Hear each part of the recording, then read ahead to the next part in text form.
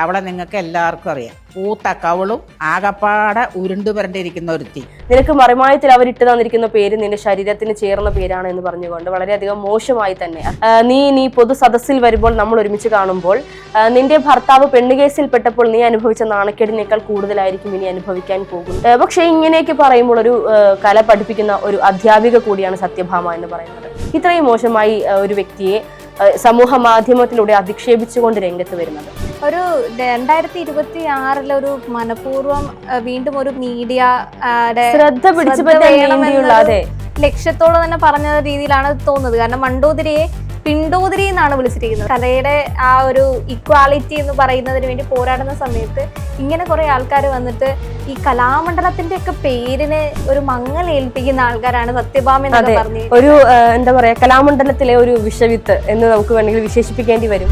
നീ കറുത്ത കുട്ടിയാണ്, കറുത്ത കുട്ടി ഡാൻസ് കളിക്കണ്ട, നീ ബാക്കിൽ നിന്നോ, ഇനി നിർബന്ധമാണെങ്കിൽ പുറകിൽ നിന്നോ, കുറച്ച് വെളുത്ത കുട്ടി മുമ്പിൽ വന്നിക്കട്ടെ, ആ ഒരു ആറ്റിറ്റ്യൂഡ്. സത്യഭാമയ്ക്ക് ഓൾറെഡി കുറെ സപ്പോർട്ടുകളുണ്ട്. അവർക്ക് ഇന്റേണൽ ആയിട്ട് കുറെ സപ്പോർട്ടുകൾ ലഭിക്കുന്നുണ്ട്. പോപ്പിൻസിലെ ഇന്നത്തെ എപ്പിസോഡിലേക്ക് എല്ലാവർക്കും സ്വാഗതം. നമ്മുടെ ഇന്നത്തെ വിഷയം എന്ന് പറയുന്നത് സത്യഭാമയാണ്, അല്ലേ ഹർഷേ? ഇപ്പോ ട്രെൻഡിങ് ആയിക്കൊണ്ടിരിക്കുന്ന ഒരു വിഷയമാണ്. സത്യഭാമ 2026 തിരിച്ചെത്തിയിരിക്കുന്നു, വീണ്ടും ഒരു വിവാദ പരാമർശവുമായിട്ട്. അതെ, കഴിഞ്ഞ കുറച്ച് നാളുകൾക്ക് മുൻപായിരുന്നു ഇത്തരത്തിൽ RV രാമകൃഷ്ണനുമായി ബന്ധപ്പെട്ടുകൊണ്ട് അദ്ദേഹത്തിന്റെ നിറവും അദ്ദേഹം ചെയ്യുന്ന കലയുമായി ചേർത്തുകൊണ്ട് വളരെ മോശമായ രീതിയിൽ, അതായത് നമുക്കൊന്നും അക്സെപ്റ്റ് ചെയ്യാൻ, ഒരു സാധാരണ ഒരു മനുഷ്യന് ഒരിക്കലും അംഗീകരിക്കാൻ സാധിക്കാത്ത രീതിയിൽ അധിക്ഷേപ പരാമർശവുമായി ഒരു എന്താ പറയുക, ഒരു ഇന്റർവ്യൂവിലൂടെ അധിക്ഷേപ പരാമർശവുമായി അവർ രംഗത്ത് വരുന്നത്. ആ സമയത്ത് വലിയ രീതിയിൽ സത്യഭാമയെ കുറിച്ച് ഉയർന്നു കേട്ടിരുന്നു എന്നുള്ളതാണ്. അത് കഴിഞ്ഞ് പിന്നെ കുറെ നാളത്തേക്ക് ആ ഒരു പേര് കേൾക്കുന്നില്ലായിരുന്നു. പക്ഷേ അന്ന് രാമകൃഷ്ണന് വേണ്ടി സപ്പോർട്ട് ചെയ്ത് വന്നിരുന്ന സ്നേഹ, മറിമായത്തില് അഭിനയിച്ചുകൊണ്ടിരിക്കുന്ന സ്നേഹയെ ഇന്ന് കുറെ നാളുകൾക്ക് ശേഷം ഇന്നിപ്പോൾ അതിനൊരു മറുപടിയുമായി സ്നേഹയെ വളരെയധികം മോശമായി പരാമർശിച്ചുകൊണ്ട് ഭീഷണിയുടെ സ്വരത്തിലൂടെ സത്യഭാമ വീണ്ടും രംഗത്ത് വന്നിരിക്കുകയാണ്. അവര് മണ്ടോദരി എന്ന് പറഞ്ഞുകൊണ്ട് നിന്റെ ആ ഒരു പേര്, നിനക്ക് മറിമായത്തിൽ അവരിട്ട് തന്നിരിക്കുന്ന പേര് നിന്റെ ശരീരത്തിന് ചേർന്ന പേരാണ് എന്ന് പറഞ്ഞുകൊണ്ട് വളരെയധികം മോശമായി തന്നെ അതുപോലെ തന്നെ നീ പൊതു സദസ്സിൽ വരുമ്പോൾ നമ്മൾ ഒരുമിച്ച് കാണുമ്പോൾ നിന്റെ ഭർത്താവ് പെണ്ണുകേസിൽ പെട്ടപ്പോൾ നീ അനുഭവിച്ച നാണക്കേടിനേക്കാൾ കൂടുതലായിരിക്കും ഇനി അനുഭവിക്കാൻ പോകുന്നത് എന്ന് പറഞ്ഞുകൊണ്ട് ഒരു ഭീഷണി. പക്ഷെ ഇങ്ങനെയൊക്കെ പറയുമ്പോൾ ഒരു കല പഠിപ്പിക്കുന്ന ഒരു അധ്യാപിക കൂടിയാണ് സത്യഭാമ എന്ന് പറയുന്നത്. ഒരു വ്യക്തിയോട് എങ്ങനെ സംസാരിക്കണം, എങ്ങനെ പെരുമാറണം, അവരുടെ എങ്ങനെ ബഹുമാനം നൽകണം എന്നൊക്കെ കുട്ടികളെ പറഞ്ഞു പഠിപ്പിക്കേണ്ട അധ്യാപികയാണ് ഇത്രയും മോശമായി ഒരു വ്യക്തിയെ സമൂഹ മാധ്യമത്തിലൂടെ അധിക്ഷേപിച്ചുകൊണ്ട് രംഗത്ത് വരുന്നത്. ഇപ്പോൾ നമ്മളൊക്കെ ആണെങ്കിൽ, ഇപ്പോൾ ഞാനാണെങ്കിൽ പോലും ഒരു വ്യക്തിയെ കാണുമ്പോൾ ഒരിക്കലും നമ്മൾ ശരീരം വെച്ചുകൊണ്ട് ഒരാളെ അളക്കരുത്, അല്ലെങ്കിൽ ഒരാളുടെ അത് യാഥാർത്ഥ്യമാണ്. ഇപ്പോൾ സത്യഭാമയുടെ കാര്യത്തിലാണെങ്കിൽ നമ്മൾ ശരീരം വെച്ചുകൊണ്ട് ഒരാളെ അളക്കരുത്. സത്യഭാമയെ കാണുമ്പോൾ ഒരു മാന്യമായ വസ്ത്രം ധരിച്ച് വലിയ വട്ടപ്പൊട്ടകിയായി വളരെയധികം കുലീനമായ ഒരു സ്ത്രീ ആയിട്ടാണ് നമ്മൾ കാണുന്നത്. അതുപോലെ തന്നെയാണ് നമ്മൾ പുറമേ കാണുന്നത്. അപ്പോൾ എന്താ പറയാ, ഒരാളെ കാണുന്നതിലൂടെ അയാളെ ജഡ്ജ് ചെയ്യരുതെന്ന് പറയുന്നതിന് കൃത്യമായ ഉദാഹരണമാണ് ഇപ്പോൾ സത്യഭാമ എന്ന് പറയുന്നത്. കാരണം അവരുടെ കുഞ്ഞമ്മ എന്നൊക്കെ പറയുന്ന പോലെ ഒരു പാട്രിയാർക്കിക്കൽ കുലസ്ത്രീ ആയിട്ട് നമുക്ക് വേണമെങ്കിൽ ഈ പറയുന്ന സത്യഭാമയെ പറയാൻ പറ്റും. ഒരു 2026 ഒരു മനഃപൂർവ്വം വീണ്ടും ഒരു മീഡിയ ശ്രദ്ധ പിടിച്ചു ലക്ഷ്യത്തോടെ തന്നെ പറഞ്ഞ രീതിയിലാണ് തോന്നുന്നത്. കാരണം മണ്ടോദരിയെ പിണ്ടോദരി എന്നാണ് വിളിച്ചിരിക്കുന്നത്. അതായത് അവരുടെ ഒരു രൂപത്തെ ഇതാക്കിയിട്ട് പിണ്ടോദരിയാക്കി പറയുകയും, അതേപോലെ തന്നെ ഹർഷ നേരത്തെ സൂചിപ്പിച്ച പോലെ ഒരു സ്റ്റേജ് ഷോയിലേക്ക്, എന്തായാലും ഇവരൊക്കെ ആർട്ടിസ്റ്റുകളാണ്, ഏറ്റവും കൂടുതൽ സ്റ്റേജ് ഷോസിൽ ഏതെങ്കിലുമൊക്കെ രീതിയിൽ ഒരുമിച്ച് കണ്ടുമുട്ടുകയാണെങ്കിൽ അന്ന് നിന്നെ പബ്ലിക്കിന്റെ മുമ്പിൽ അപമാനിക്കും എന്നൊക്കെ പറയുന്ന സമയത്ത് ഒന്നാമത്തെ കാര്യം, ഒരു കലാകാരി എന്ന നിലയിൽ ഇവർക്ക് യാതൊരു വാല്യൂവും കൊടുക്കാൻ തോന്നില്ല എന്നുള്ളൊരു അവസ്ഥയിലേക്കാണ് കൊണ്ടെത്തിക്കുന്നത്.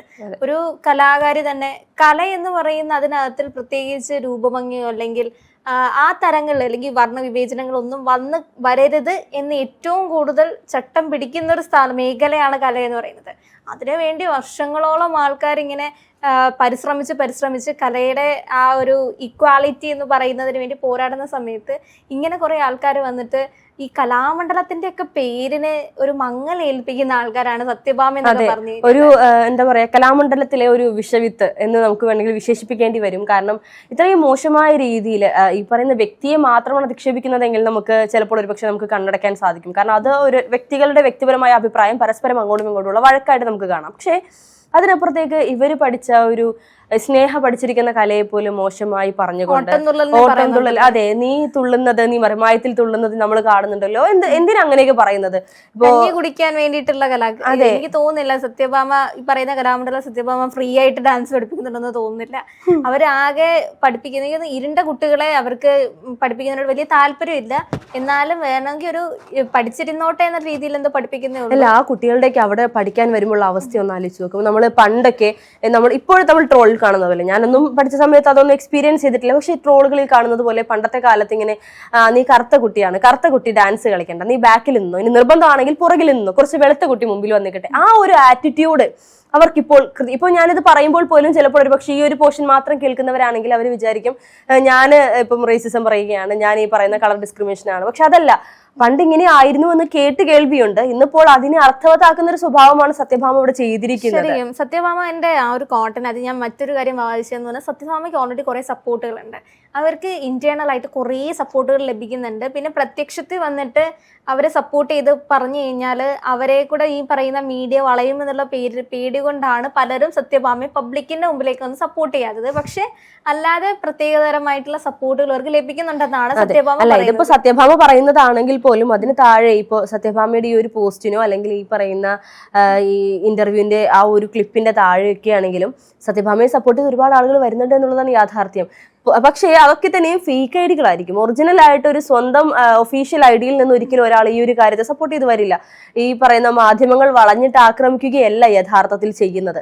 മാധ്യമങ്ങൾ നല്ല പൊതുജനങ്ങൾക്കുള്ളിൽ ഈ ഒരു വികാരം അംഗീകരിക്കാൻ ബുദ്ധിമുട്ടുള്ള ആളുകളുണ്ട്. ഇപ്പോൾ നമ്മൾ വളർന്നു വരുന്ന സാഹചര്യത്തിൽ പോലും നമ്മൾ എന്തൊക്കെ കഷ്ടതകൾ, നമ്മൾ എന്തൊക്കെ ഡിസ്ക്രിമിനേഷൻ അനുഭവിച്ചിട്ടാണ് ഈ ഒരു സാഹചര്യം ഇവിടെ എത്തി നിൽക്കുന്നത് എന്നുള്ളത് നമ്മൾ ഓരോരുത്തരുടെയും മനസ്സിലുണ്ട്. ഇപ്പം ക്ലിയർ ആയി പറയുകയാണെങ്കിൽ സത്യഭാമ കുറച്ച് വെളുത്തത് കൊണ്ട് കറുത്തവരെ കാണാൻ പാടില്ല എന്ന് പറയുന്നതിൽ എന്ത് ന്യായമാണുള്ളത് എന്ന് വലിയൊരു ചോദ്യം തന്നെയാണ്. അവരുടെ നിറം ചിലപ്പോൾ അവരുടെ പാരമ്പര്യമായി ലഭിച്ചതായിരിക്കും. ഒരുപക്ഷെ അവർ കറുത്തതായിരുന്നുവെങ്കിൽ അവർ അവരുടെ നിറത്തെ എങ്ങനെ അംഗീകരിക്കുമായിരുന്നു? ഒരുപക്ഷെ അവർക്ക് ഭ്രാന്തായി പോകുമായിരുന്നു എന്നുള്ളതാണ് യാഥാർത്ഥ്യം. അത് ഈ പറയുന്ന പാട്രിയാർക്കൽ സൊസൈറ്റിയില് ഇങ്ങനെ കുത്തിവെച്ചിരിക്കുന്ന ചില അനുഷ്ഠാനങ്ങളൊക്കെ പോലെ തന്നെ കൈമാറി വന്നു കഴിഞ്ഞാൽ കുറെ സങ്കല്പങ്ങളുണ്ട്. അതിനനുസരിച്ച് ജീവിച്ചിട്ടുള്ള ആൾക്കാരാണ് ഈ സത്യഭാമ എന്ന് പറയുന്ന ആൾക്കാരും. അതേപോലെ തന്നെ ഈ സൊസൈറ്റിയിൽ സത്യഭാമയെ സപ്പോർട്ട് ചെയ്യുന്ന കുറെ അധികം ആൾക്കാരും. പ്രത്യക്ഷത്തിൽ വന്ന് 2026 ഇതൊക്കെ നടക്കുന്നുണ്ടോ?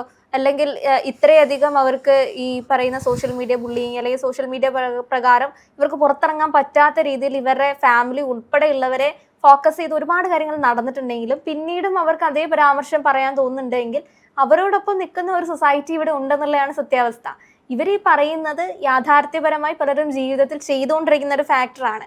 പക്ഷേ ഒരു പൊതുവേദിയിൽ വന്നിട്ട് എനിക്ക് കറുപ്പ് കാണുമ്പോൾ ഇഷ്ടമല്ല, അല്ലെങ്കിൽ എനിക്ക് കുറച്ച് തടിച്ചവരെ കാണുന്നത് ഇഷ്ടമല്ല, എനിക്ക് തടിച്ച ആളോടൊപ്പം ജീവിക്കുന്നത് ഇഷ്ടമല്ല, എനിക്ക് തടിച്ച ഫ്രണ്ട്സിനെ ഇഷ്ടമല്ല, അല്ലെങ്കിൽ മെലിഞ്ഞ ആൾക്കാരെ എനിക്ക് ഇഷ്ടമല്ല എന്ന് പൊതുവേദിയിൽ വന്ന് പറയുമ്പോൾ നമ്മൾ ചെറുതായിപ്പോൾ അല്ലെങ്കിൽ നമ്മൾ ഭയങ്കര നാരോ ആയിട്ടാണോ ചിന്തിക്കുന്നത് എന്ന് തോന്നും. എന്ന രീതിയിലാണ് പലരും വന്ന് പറയാത്തത്. അല്ല, അത് പക്ഷേ ഈ ഒരു ചിന്താഗതി യഥാർത്ഥത്തിൽ വിവരദോഷമാണ്. സത്യഭാമയെ വിവരദോഷി എന്നാണോ വിളിക്കുന്നത് എന്ന് ചോദിച്ചാൽ ഞാൻ അതേന്ന് പറയേണ്ടി വരും. കാരണം കുറച്ച് കുട്ടികളെ പഠിപ്പിക്കുന്നത് കൊണ്ടോ ഈ പറയുന്ന കുട്ടികളെ തനിക്ക് ഡാൻസ് അറിയാം, തനിക്ക് നൃത്തങ്ങൾ അറിയാം, നൃത്തത്തിന്റെ പല തലങ്ങൾ അറിയാം, താൻ എന്തൊക്കെയോ ആണ് എന്നുള്ള ചിന്തയുണ്ടല്ലോ മനുഷ്യരെ ഏറ്റവും എന്താ പറയുക നാശത്തിലേക്ക് എത്തിക്കും എന്നുള്ളതാണ് യാഥാർത്ഥ്യം. നമ്മുടെയൊക്കെ അഹങ്കാരമാണ് നമ്മളെയൊക്കെ ഇല്ലാതെയാക്കുന്നത്. ഇപ്പോ അവരുടെ ചുറ്റും നിൽക്കുന്ന വ്യക്തികൾ അല്ലെങ്കിൽ അവരുടെ ചുറ്റും നിൽക്കുന്ന പ്രായഭേദം ഇനി ചെറുതോ വലുതോ ആയിക്കൊള്ളട്ടെ, അവരൊക്കെ അവരുടെ അടുത്ത് വന്ന് നിൽക്കുമ്പോൾ ഉള്ളുകൊണ്ടൊരു ഭയമായിരിക്കും ഇവരിനി എന്നെ ഇങ്ങനെയാണ് കാണുന്നത്. ഇപ്പോൾ എന്നെ സംബന്ധിച്ച് വ്യക്തിപരമായി ഇത്രയും വിഷയങ്ങൾ സത്യഭാമയെ കുറിച്ച് വരുമ്പോൾ എൻ്റെ മനസ്സിൽ എൻ്റെ ഒരു ആഗ്രഹം സത്യഭാമയെ കാണാൻ ഇങ്ങനെ ഒരു അവസരം എനിക്ക് വരാതിരിക്കട്ടെ. കാരണം ചിലപ്പോൾ അവർക്ക് എന്നെ അംഗീകരിക്കാൻ സാധിച്ചില്ലെങ്കിൽ അവർക്ക് ചിലപ്പോൾ എൻ്റെ ശരീരപ്രകൃതമോ എൻ്റെ നിറമോ എൻ്റെ ശരീരത്തിന് ഇപ്പോൾ കണ്ണോ മൂക്കോ ചുണ്ടോ എന്തെങ്കിലും അവർക്ക് ഇഷ്ടപ്പെടാതെ വന്നു കഴിഞ്ഞാൽ അത് അവർ പരസ്യമായി പറയും.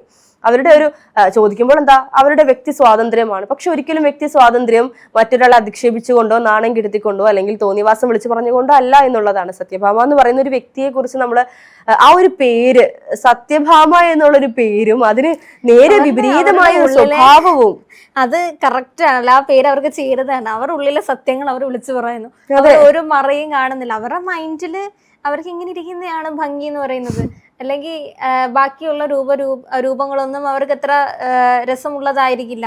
അതുകൊണ്ട് അവരത് ഓപ്പണായിട്ട് പറയുന്നു എന്നുള്ളൊരു അവസ്ഥ മാത്രമേ ഉള്ളൂ. ഇവരുടെ ഫാമിലി ലൈഫിനെ പറ്റിയിട്ടൊക്കെ കുറെ നാൾ മുമ്പ് ഈ പറയുന്ന RLV രാമകൃഷ്ണന്റെ കേസ് വന്ന സമയത്ത് പുറത്തു വന്നിട്ടുണ്ടായിരുന്നു, അങ്ങനെ കേട്ടിട്ടുണ്ടായിരുന്നു. ആ സമയത്തും പിന്നെ തോന്നിയത് ഇവരെ കുറ്റം പറയാൻ വേണ്ടിയിട്ട് ചിലപ്പോൾ ആൾക്കാർ പറയുന്നതായിരിക്കാം. പക്ഷെ വീണ്ടും മീഡിയയുടെ മുമ്പിലേക്ക് വരാൻ അവർക്ക് അത്ര പ്രയാസമുള്ളതായിട്ട് തോന്നിയില്ല. കാരണം അവര് പറഞ്ഞു വെക്കുന്ന ആ ഒരു ഫാക്ടർ ഇവിടെ എല്ലാ മേഖലകളിലും ഉണ്ടെന്നുള്ള ഒരു സത്യാവസ്ഥയുണ്ട്. അതിപ്പോ സിനിമാ മേഖലയാണെങ്കിലും കലാരംഗത്തുമായിട്ട് ഏറ്റവും അടുത്ത് നിൽക്കുന്നതാണ് സിനിമാ മേഖല എന്ന് പറയുന്നത്. അപ്പോൾ അത്തരം മേഖലകൾ കൂടെ ആണെങ്കിലും ഇവർ ഈ പറയുന്ന ആ ഒരു ഫാക്ടർ നിലനിൽക്കുന്നുണ്ട്. അത് ഓപ്പണപ്പായിട്ട് പറയാൻ പല ആൾക്കാർക്കും വിഷമം ഉണ്ടാവും, പ്രശ്നങ്ങൾ ഉണ്ടാവും. അവരെ ഒരു സൊസൈറ്റി ഈ പറയുന്ന രീതിയിൽ വിവരദോഷി എന്ന് പറയുന്ന ഒരു ടാഗ് കൊടുത്തു കഴിഞ്ഞാലോ എന്നുള്ള പേടി കൊണ്ടാണ് പലരും പറയാത്തത്. പക്ഷെ ഇവർക്ക് ഈ പറയുന്ന രീതിയിൽ ഒരു ഓപ്പൺ സ്റ്റേജിലേക്ക് എന്റെ കൈ നിന്നെ കിട്ടിക്കഴിഞ്ഞാൽ ഞാൻ നിന്നെ അധിക്ഷേപിച്ച് ഇല്ലാതെ ആക്കി കളയും, അതായത് എന്താ പറയാ ഭസ്മമാക്കി കളയും എന്നൊക്കെ ഭീഷണിപ്പെടുത്തുന്നത് പോലെയാണ് ഞാൻ ആളുകളുടെ മുന്നിൽ വെച്ച് കണ്ടു കഴിഞ്ഞാൽ ക്രൈം തന്നെ, അല്ലെങ്കിൽ ആ ഒരു തലങ്ങളിലേക്ക് നല്ല ശിക്ഷ കിട്ടേണ്ട സമയം കഴിഞ്ഞു എന്ന് വേണമെങ്കിൽ പറയാം. ഇത്തരത്തില് ഒരു മീഡിയയുടെ ഒരു രീതിയിലേക്ക് അല്ലെങ്കിൽ മീഡിയ സപ്പോർട്ട് കിട്ടിയ, അല്ലെങ്കിൽ മീഡിയ സപ്പോർട്ട് എന്നല്ല, മീഡിയയുടെ മുമ്പിലേക്ക് വളരെയധികം മീഡിയ സ്റ്റാർ എന്ന നിലകളിലേക്കൊക്കെ വന്ന് നെഗറ്റീവ് റീച്ച് ആണെങ്കിൽ തന്നെ ഒരു നെഗറ്റീവ് റീച്ചിന്റെ കൊടുമുടിയിൽ നിർത്തി അങ്ങനെ അങ്ങ് ഒഴിവാക്കി വിടേണ്ടതല്ല. കൃത്യമായി ഇവർക്കൊക്കെ ഒരു ശിക്ഷ വാങ്ങി കൊടുക്കേണ്ടൊക്കെ സമയം കഴിഞ്ഞു. ഒരു നിസ്സാരപരമായി ഇനിയാണെങ്കിലും ഒരാളെ കാണുന്ന സമയത്ത് അവരെ പോയി ജഡ്ജ് ചെയ്ത് പക്ഷെ നീ അങ്ങ് വണ്ണം വെച്ചല്ലോ, അല്ലെങ്കിൽ നീ അങ്ങ് കറുത്തു പോയല്ലോ, നിന്റെ മുടി മുഴുവൻ പോയല്ലോ, അല്ലെങ്കിൽ കണ്ണിൽ മുഴുവൻ കറുപ്പ് വന്നല്ലോ, പഴയ സൗന്ദര്യമൊക്കെ പോയി, ഇത്തരത്തിലൊരു ജഡ്ജ്മെന്റിലേക്ക് ഒരാളെ കൊണ്ട് നിർത്താനും അല്ലെങ്കിൽ അത്തരത്തിലേക്ക് ഒരാൾക്ക് ജഡ്ജ്മെന്റ് ചെയ്യാനുള്ള ഒരു ധൈര്യം ഉണ്ടാവരുത്. അതിന് കൃത്യമായിട്ടുള്ള ആക്ഷൻസ് എടുക്കേണ്ടതായിട്ടുണ്ട്. തീർച്ചയായിട്ടും. അതുപോലെ തന്നെ തിരിച്ചു തള്ളുന്ന ആ ഒരു അവസ്ഥയിലേക്ക് മഞ്ഞൾ തേച്ചാൽ മതി, അല്ലെങ്കിൽ കുറച്ച് ബ്യൂട്ടി ടിപ്സ് പറഞ്ഞു കൊടുക്കുന്ന അതെ ഇങ്ങനെ, അതായത് അവള് കറുത്തതാണ് പക്ഷേ അല്ലെങ്കിൽ അവളെ കാണാൻ ഭംഗിയാണ് പക്ഷെ കുറച്ച് കറുത്തു പോയി എന്ത് ചെയ്യാൻ പറ്റും, ആ ഒരു ആറ്റിറ്റ്യൂഡ്. അല്ലെങ്കിൽ കാണാൻ നല്ലതൊക്കെ തന്നെയാണ് പക്ഷെ പൊക്കം കുറച്ച് കുറവാണ്. ആ ഒരു പക്ഷിക്ക് അവിടെ വലിയ പ്രാധാന്യമുണ്ട് എന്നുള്ളതാണ് ആ ഒരു അപ്പുറം നിൽക്കുന്ന വ്യക്തിക്ക്. ഓരോ വ്യക്തിക്കും അവരുടെ കുറവുകൾ കൃത്യമായി അറിയാം. ഇപ്പൊ ആതിരയ്ക്കുള്ള കുറവുകൾ ആതിരയ്ക്ക് മറ്റുള്ളവരെക്കാൾ കൂടുതൽ ആതിരയ്ക്ക് അറിയാൻ സാധിക്കും. ഇപ്പൊ എന്റെ കുറവുകളെല്ലാം എനിക്ക് കൃത്യമായി അറിയാം. എന്റെ ശരീരത്തിൽ എന്തൊക്കെ മാറ്റങ്ങളോ കുറവുകളോ മറ്റൊരാളേക്കാൾ കുറവുകളോ കൂടുതലുകളോ ഉണ്ടെങ്കിൽ അതെനിക്ക് അറിയാൻ സാധിക്കുന്നത് പോലെ വേറെ പുറമെ നോക്കുന്ന ഒരാൾക്കും അറിയില്ല. ഇപ്പോൾ നമ്മളത് പറഞ്ഞു കൊടുക്കണമെന്നില്ല, നിനക്ക് ഇങ്ങനെ ഒരു കുറവുണ്ടല്ലോ, നിനക്ക് ഇങ്ങനെ ഒരു കൂടുതലുണ്ടല്ലോ എന്നൊന്നും പറയേണ്ട ആവശ്യമില്ല എന്നുള്ളതാണ്. അതോടൊപ്പം തന്നെ സത്യഭാമ ഈ പറയുന്ന സ്നേഹയുടെ ഭർത്താവിന്റെ ഒരു കേസിനെ കുറിച്ച് സൂചിപ്പിക്കുന്നുണ്ട്. അതായത് നിന്റെ ഭർത്താവ് പെണ്ണ് കേസിൽ പെട്ടത് നീ എനിക്കെതിരെ പോസ്റ്റ് ഇട്ട് ചുരുങ്ങിയ നാളുകൾക്കുള്ളിലല്ലേ നിന്റെ ഭർത്താവിന് പെണ്ണ് കേസിൽ, എന്താ ഇവരാണോ ആ ഒരു കേസ് കൊടുത്തത്, ഇവരാണോ അപ്പോ ഈ പറയുന്ന വ്യക്തിയെ കുടുക്കിയത്?